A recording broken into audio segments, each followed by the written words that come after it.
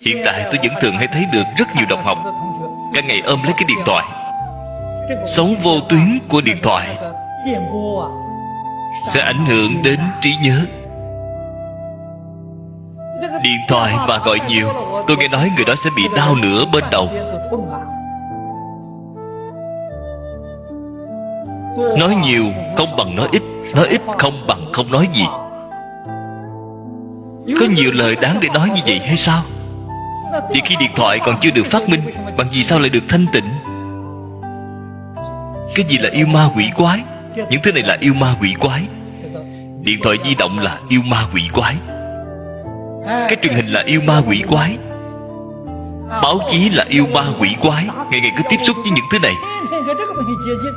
thì phiền não của bạn rất lớn rồi.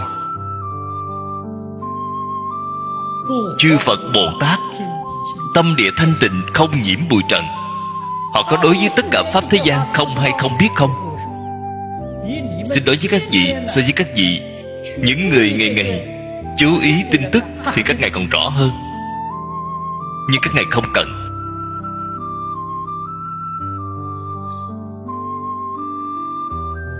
Chúng ta ngày ngày nghe những tin tức này, có nhiều lúc vẫn phán đoán sai lầm.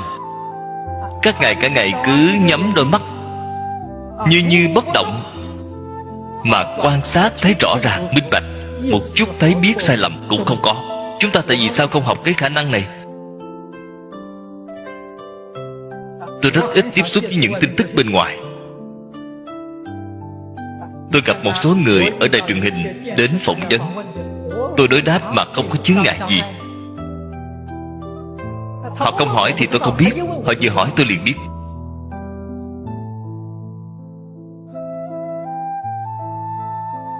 Tâm thanh tịnh rất quan trọng, quan trọng hơn bất cứ thứ gì.